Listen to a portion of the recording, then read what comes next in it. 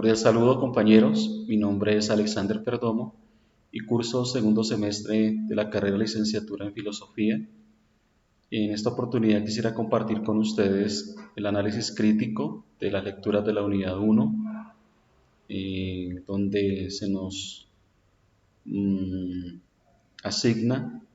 el enfatizar en el sujeto histórico en un mundo globalizado, y tomando estas lecturas que se dirigen hacia el concepto de la alteridad. Cuando se habla de alteridad, este es un tema bastante interesante, nos habla mucho de esa idea de el otro, de cómo nosotros debemos aprender a concebir al otro, como diferente, y no solamente como dentro de ese concepto de igualdad, pero también de diferencia, y cómo esto genera un desarrollo dentro de lo que es particular y en el ambiente social. Para esto tuvimos tres lecturas, una de Roncayo, donde él desarrolla el tema de una perspectiva un poco, a mi parecer, hostil, ya que pareciera estar constantemente condenando el desarrollo histórico, en especial cuando se habla de la modernidad. Pareciera tener un concepto con relación a esto de un desarrollo bastante caótico, como si la historia y cada evento en la historia haya traído más desventajas que ventajas. Él, de hecho, hace una descripción del tiempo de la modernidad como que se hicieron muchas promesas, pero que no se cumplieron, promesas que no se cumplieron. Eh, Luego tenemos la lectura de Mignolo, que él en cierta medida también nos llama a olvidar el pasado con miras hacia el progreso. Para esto sugiere una relectura de un concepto que es interesante, es el concepto del topoi o los topos, de los lugares, y para esto, dice él, es necesaria una nueva hermenéutica que él llama una hermenéutica ambivalente. Esta nueva hermenéutica pues ayudará a identificar ese lugar, el lugar de los que han sido exiliados o los sin estado, como los llama él, y de esta manera poder brindarles mejores condiciones en su condición de exiliados. Creo que eso es importante y resalto esa iniciativa con relación a que debe tratarse al exiliado de una manera digna, pero pensando también en cómo muchas veces por salvaguardar y proteger al exiliado o al sin nación o al sin Estado, se llega también a vulnerar en algún sentido a el lugar que recoge o recibe a estos exiliados, tratando de proteger obviamente a estas personas. Entonces creo que hay un conflicto que se genera con relación a esta relación del exiliado con el país que recibe a los exiliados en cualquiera de esos lugares. Entonces, creería yo que es necesario establecer un lugar medio donde se pueda generar ese diálogo que también propone, que es importante, es un diálogo que se debe hacer. Eh, el punto que llamó mi atención es cuando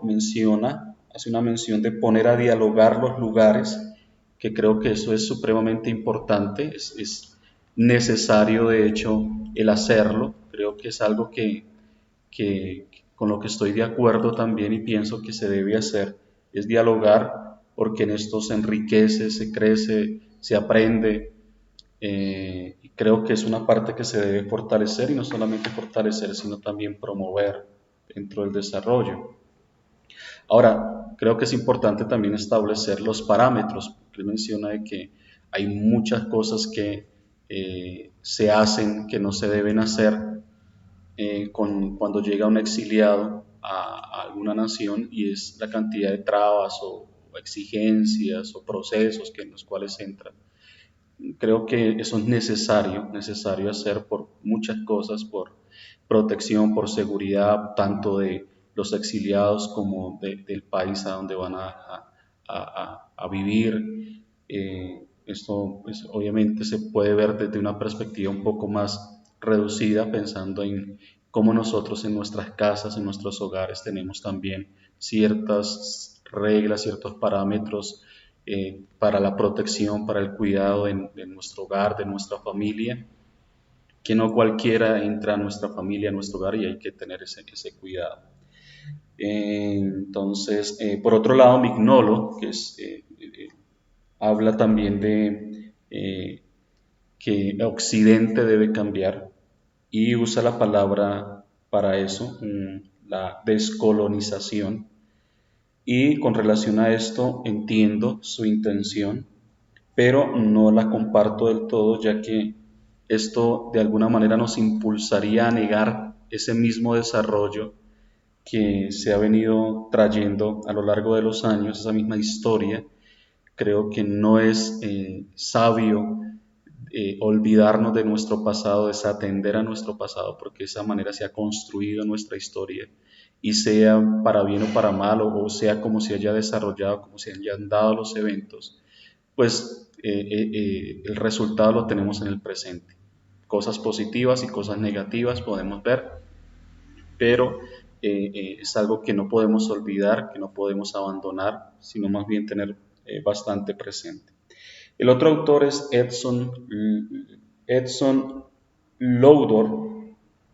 y él continúa con esa misma idea de Mignolo, que es la descolonización, y habla de la igualdad global, concluyendo su texto con el concepto del nuevo orden mundial. Entonces creo que en esta clase de pensamiento se concibe la historia, se concibe la construcción, el desarrollo histórico como si hubiera sido un problema,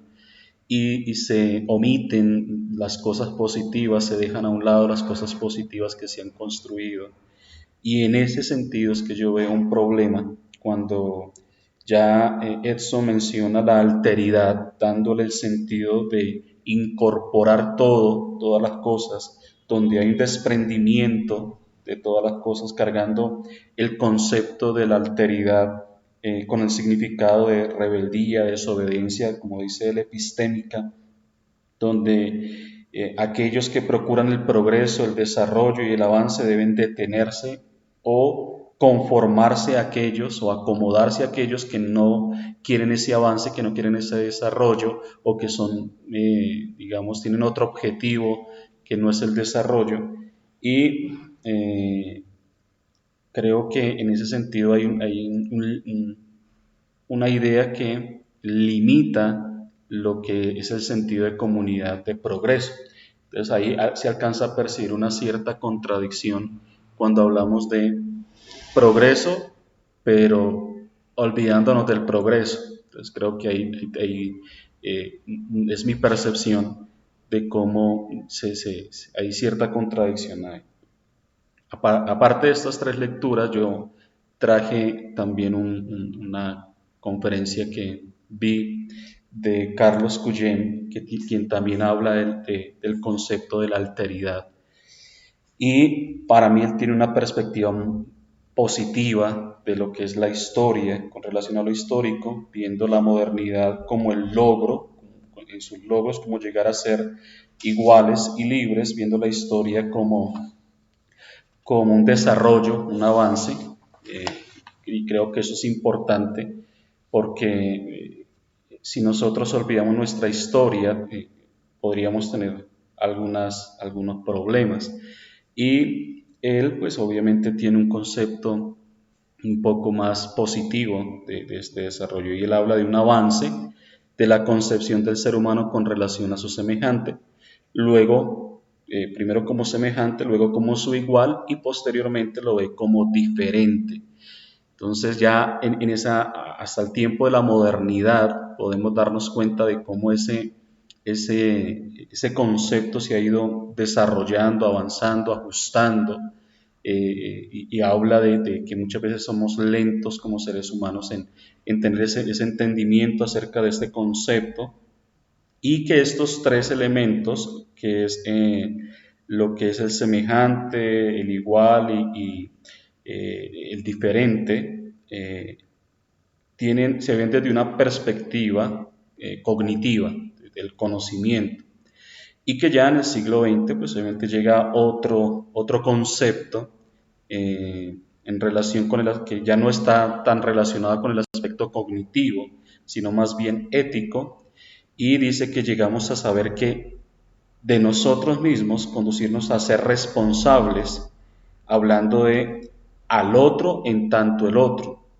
Y creo que ese es uno de los conceptos importantes en la perspectiva de la alteridad, el otro en tanto el otro. Así que en cuanto más nosotros llegamos a saber de nosotros mismos, esto nos conduce a ser responsables, y esa responsabilidad nos hace comportarnos con el otro de una manera diferente, sin tratar de que sea como yo, sino tratar de ver al otro como un individuo, un ser único, igual pero único, igual pero diferente. Y eso, en ese entendimiento del otro, ya involucra el aspecto ético, y creo que es esa parte la que hace la diferencia, lo que no se logra identificar con claridad en los tres textos de las lecturas, donde no se menciona mucho ese aspecto y se pierde de alguna manera el cómo llegar a ese propósito de alteridad, que se pueden elaborar de alguna manera artificial, ciertas convivencias, cierta forma de ver el desarrollo de la alteridad, pero este Carlos Cuyén nos muestra ese elemento ético que nos ayuda a tener una mejor comprensión del asunto. Así que concluyo diciendo que el concepto de alteridad es bastante importante visto de manera objetiva. Creo que es ahí donde se hace la diferencia en todos estos asuntos, y poder ver cómo, sin manipular el sentido del concepto, procurando lograr lo que el mismo concepto en sí mismo nos enseña, ¿sí? Lo que no niega, lo que sí dice, es la búsqueda de lo propio, y que buscando lo propio veo que aunque su planteamiento hay coherencia en los escritos, en los textos, en su desarrollo se percibe una manipulación hostil contra los que no piensan igual,